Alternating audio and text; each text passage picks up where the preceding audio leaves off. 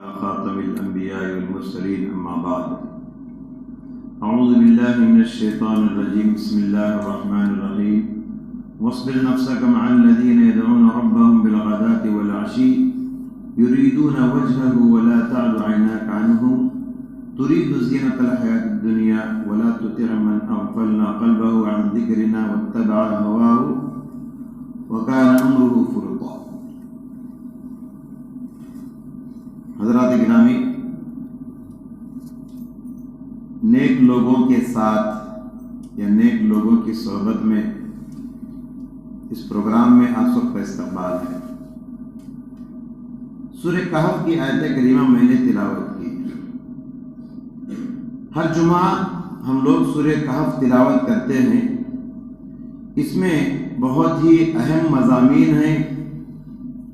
جنت میں لے جانے کا راستہ اس میں بتایا گیا اور اللہ سے قریب ہونے کا راستہ کیا ہے بتایا گیا۔ بہت سارے اسلامی قصے ہیں، انہی میں سے ایک بات اس میں جو بتائی گئی کہ ہر مومن کو یہ کوشش کرنی چاہیے کہ وہ نیک لوگوں کے ساتھ رہے۔ اللہ نے فرمایا پیارے نبی صلی اللہ علیہ وسلم سے کہ وَاصْبِرْ نَفْسَكَ مع الذين يدعون ربهم بالغداة والعشي يريدون وجهه۔ نبی جی، آپ اپنے آپ کو ان لوگوں سے باندھ لیجئے جو صبح شام اللہ کا ذکر کرتے ہیں، صبح شام اللہ کو پکارتے ہیں۔ ولا تعد عیناک عنہم، اور آپ اپنی نظر کو دنیا والوں کی طرف نہ رکھیں، جو لوگ دنیا دار ہیں، دنیا چاہتے ہیں۔ تو حضرات گرامی، یہاں اللہ تبارک و تعالیٰ نے اس میں مخاطب تو پیارے نبی کو کیا ہے، لیکن حقیقت میں اس کا مخاطب ہر مسلمان ہے، ہر امتی ہے اور ہر قاری ہے۔ نیک لوگوں کے ساتھ، متقیوں کی صحبت میں اور اللہ والوں کی رفاقت میں رہنا یہ بہت ضروری ہے۔ یہاں آپ صلی اللہ علیہ وسلم سے کہا گیا کہ آپ نیک لوگوں کے ساتھ رہیے، حالانکہ آپ سے زیادہ اس بات کے حقدار میں اور آپ ہیں۔ ہم جیسے گنہگار ہیں جو نیک لوگوں کے ساتھ رہیں گے تو ان کی نیکیاں ہمارے اندر بھی منتقل ہو سکتی ہیں۔ زندگی میں نیک لوگوں کی صحبت بہت اہم ہے اور بہت ضروری ہے، کیونکہ انسان جس کے ساتھ رہتا ہے اس کے اخلاق اور اس کا کیریکٹر قبول کرتا ہے۔ جس کے ساتھ زیادہ وقت گزارتا ہے، جس کے ساتھ انسان اٹھتا بیٹھتا ہے، ان کا اثر قبول کرتا ہے۔ جیسے کہا جاتا ہے نا، جیسی سنگت ویسی رنگت، یہ انسان کی فطرت ہے۔ اس لیے قاعدہ بنایا گیا، یہ اصول بنایا گیا کہ کسی بھی انسان کے اخلاق کو جانچنا ہو، کسی بھی انسان کو پرکھنا ہو، اس کا ایک معیار یہ ہے کہ آپ دیکھیے اس کے دوست کون ہیں۔ کسی انسان کو پہچان نہ ہو تو اس کو نہیں، اس کے دوستوں کو دیکھیے، یہ کس کے ساتھ رہتا ہے، یہ کس کے ساتھ زیادہ وقت صرف کرتا ہے، کن لوگوں سے اس کے تعلقات ہیں۔ ہماری شریعت نے اچھے لوگوں کے ساتھ رہنے کی تعلیم دی ہے، ابھارا ہے۔ صحابی سے پیارے نبی صلی اللہ علیہ وسلم نے فرمایا کہ لا تصاحب الا مؤمنا، نصیحت کرتے ہوئے کہا مومن سے ہی دوستی کرنا، ولا یاکل طعامک الا تقی، اور تمہارے دسترخوان پہ صرف متقی کو بٹھانا۔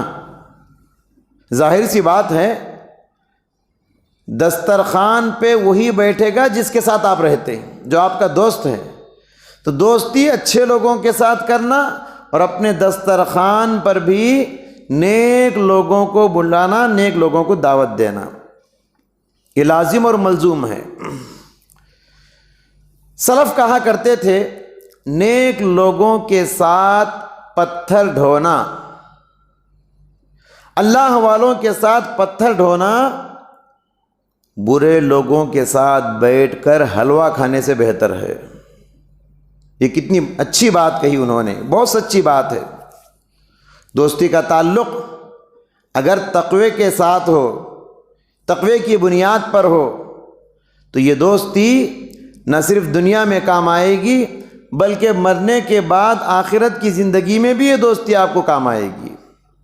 اللہ تعالیٰ نے فرمایا الاخلاء یومئذ بعضهم لبعض عدو الا المتقین، قیامت کے دن سارے جگری دوست ایک دوسرے کے دشمن بن جائیں گے سوائے اس دوستی کے جو کہ آپ کا متقی دوست ہے۔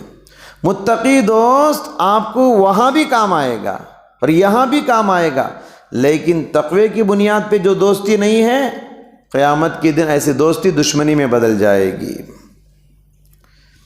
نیک لوگوں کے ساتھ اس لیے بھی رہنا ہے کیونکہ آپ صلی اللہ علیہ وسلم نے فرمایا المرء مع من احب، آدمی آخرت میں ان کے ساتھ اٹھے گا جن سے دنیا میں وہ محبت کرتا تھا، دنیا میں جن کے ساتھ رہتا تھا، دنیا میں جن کو چاہتا تھا، دنیا میں جن سے محبت کرتا تھا، قیامت کے دن اس کا حشر انہی لوگوں کے ساتھ ہوگا۔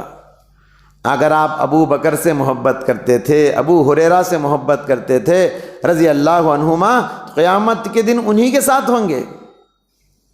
اگر آپ ابو جہل سے محبت کرتے ہیں، اگر آپ فرعون سے محبت کرتے ہیں، ابو لہب جیسے انسانوں سے محبت کرتے ہیں، تو قیامت کے دن بھی انہی کے ساتھ اٹھیں گے۔ اس لیے سماج میں تلاش کرے نیک لوگ کہاں ہیں، لیکن جس دور میں ہم نے آنکھ کھولی ہے، یہ ایسا فتنوں کا دور ہے کہ تلاش کرنے کے باوجود بھی نیک لوگوں کا ملنا بڑا مشکل ہو گیا ہے، متقی پرہیزگار لوگوں کا ملنا مشکل ہوتا جا رہا ہے۔ اور قیامت کے قریب جو علامات ہیں اس میں سے ایک علامت پیارے نبی صلی اللہ علیہ وسلم نے بتائی کہ قیامت کے قریب زمانہ ایسا بگڑ جائے گا، حالات دنیا کے ایسے بگڑ جائیں گے کہ اگر کسی قبیلے میں کوئی امانت دار ہو، ایک امانت دار ہو، تو لوگ تعجب سے کہیں گے کہ آپ کو معلوم ہے فلاں گاؤں میں ایک امانت دار آدمی ہے۔ آپ اندازہ لگائیں قیامت کے قریب حالات اتنے بگڑ جائیں گے، ایک امانت دار کسی محلے میں ہو، لوگ تعجب کریں گے کہ آج کے زمانے میں بھی ایسے لوگ موجود ہیں۔ ایسے زمانے میں ہم نے آنکھ کھولی ہے۔ اب کیا کریں؟ اس زمانے میں ہم نے آنکھ کھولی ہے کہ نیک لوگ نہیں ملتے، ہر طرف بناوٹی کردار ہے، یہ داڑیاں بناوٹی ہیں، یہ لباس بناوٹی ہے، یہ جھبا شری بناوٹی ہے، ہاں یہ کردار بناوٹی ہے۔ ایسے حالات میں ہم کیا کریں؟ نیک لوگوں کی صحبت، اس خلا کو پر کرنے کے لیے ایک ہی راستہ ہے، ایک ہی راستہ ہے۔ سب سے بہترین طریقہ یہی ہے کہ ہم اپنی تاریخ کا مطالعہ کریں۔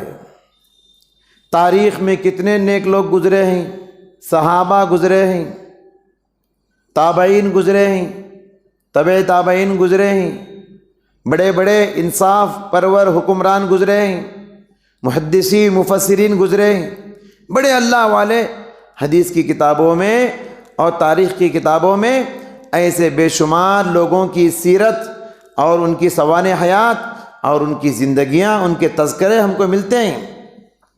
متقیوں کے تذکرے، زاہدوں کے تذکرے، خاشعین کے تذکرے، قانتین کے تذکرے، صادقین کے تذکرے، اللہ والوں کے تذکرے کتابوں میں بھرے پڑے ہیں۔ کتابوں میں ان کی سیرت کو اللہ تعالیٰ نے محفوظ کیا ہے، ان کتابوں کا مطالعہ کرے اگر مطالعہ کرنے پڑھنے کے لیے ہمارے پاس فرصت نہیں ہے تو ایسی صورت میں اس طرح کے پروگرام جہاں بھی ہوتے ہیں، جہاں اللہ والوں کی باتیں ہوتی ہیں، وہاں بیٹھ کر ہم پابندی سے سنیں گے تو انشاءاللہ ایسے محسوس ہوگا کہ ہم ان کے ساتھ جی رہے ہیں۔ ان کے حالات زندگی اگر آپ غور سے سنیں گے، آپ کو یوں محسوس ہوگا کہ آپ ان کے ساتھ زندگی بسر کر رہے ہیں، ان کے ساتھ اٹھتے بیٹھتے ہیں، ایسے محسوس ہوگا۔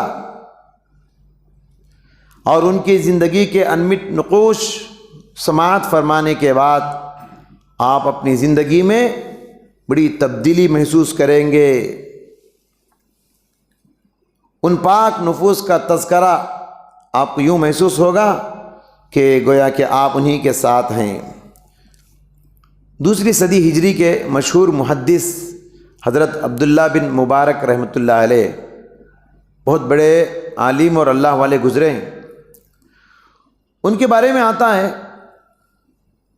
کہ ہمیشہ ان کی عادت تھی کہ نماز پڑھنے کے فوراً بعد مسجد سے چلے جاتے، تھوڑی دیر بھی بیٹھتے نہیں، کسی سے بات نہیں کرتے، سلام پھیرتے سیدھے گھر چلے جاتے۔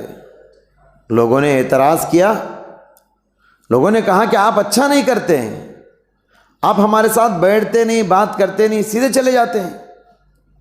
تو حضرت عبداللہ بن مبارک رحمۃ اللہ علیہ نے کہا، میں اس لیے گھر جلدی جاتا ہوں تاکہ میں گھر جانے کے بعد نبی اور نبی کے صحابہ کے ساتھ بیٹھتا ہوں۔ حالانکہ 200 سال کے بعد کا واقعہ ہے۔ کہتے ہیں میں گھر جانے کے بعد نبی اور نبی کے صحابہ کے صحبت میں رہتا ہوں۔ اب مسجد میں بیٹھوں گا، کسی سے بات کروں گا، کسی کی چغلی ہوگی، کسی کی غیبت ہوگی، ادھر ادھر کی باتیں ہو جائیں گی، اس لیے میں فوراً مسجد سے چلے جاتا ہوں۔ کس کے ساتھ بیٹھتا ہوں گھر جا کے؟ نبی اور نبی کے صحابہ کے ساتھ۔ کیا مطلب؟ گھر جا کے وہ حدیث پڑھتے تھے، حدیث پڑھاتے تھے۔ حدیث میں اللہ کے نبی نے فرمایا، ابو ہریرہ نے فرمایا، صحابہ کے واقعات، نبی کے واقعات پڑھتے تو ان کو ایسے محسوس ہوتا تھا گویا کہ وہ نبی اور نبی کے صحابہ کے ساتھ زندگی بسر کر رہے ہیں۔ اسی احساس کو پیدا کرنے کے لیے ہم نے گزشتہ 2-3 سالوں سے یہ سلسلہ شروع کیا ہے کہ عصر کے بعد رمضان میں ہر دن عصر کے بعد سیرت صحابہ، پیوستہ بار ہم نے صحابہ کی سیرت آپ کے سامنے سنائی تھی، اور گزشتہ رمضان میں امہات المؤمنین یعنی پیارے نبی صلی اللہ علیہ وسلم کی زوجات، آپ کی بیویوں کا تذکرہ آپ کے سامنے آیا تھا۔ اور ماشاءاللہ گزشتہ بار بھی بہت سارے بھائی بڑی پابندی سے 30 دن بھی بیٹھ کے یہ درست سنے ہیں۔ مجھے امید ہے کہ وہ لوگ اپنی زندگی میں بہت تبدیلی محسوس کیے ہوں گے۔ ان کی زندگیوں کو سن کے اپنی زندگی میں لائف ہسٹری میں بہت تبدیلی ہو پائیں گے، کیونکہ بڑی ہستیاں ہیں یہ۔ تو آج بھی یہ سلسلہ ہم شروع کر رہے ہیں، چونکہ آج پہلا دن تھا اس لیے تمہیدی کچھ باتیں نیک لوگوں کی صحبت کے حوالے سے گفتگو کی ہے۔ انشاءاللہ کل سے ایک نیک صحابی کا تذکرہ انشاءاللہ آپ کے سامنے آئے گا۔ تو 15-20 منٹ کا یہ وقت آپ کی پوری زندگی میں ایک تبدیلی کو لائے گا، ایک انقلاب پیدا کرے گا۔ آپ اس اپارچونٹی کو مس نہ کریں، آپ اس سنہرے موقع کو فائدہ اٹھاتے ہوئے پابندی سے کچھ دیر بیٹھنے کی کوشش کریں۔ اللہ سے دعا ہے اللہ تعالی ہم سب کو نیک لوگوں کی زندگیوں کو پڑھنے، سننے اور اپنی زندگی کو بھی اس طرح بنانے کی توفیق عطا فرمائے۔ آمین۔ وآخر دعوانا ان الحمد للہ رب العالمین۔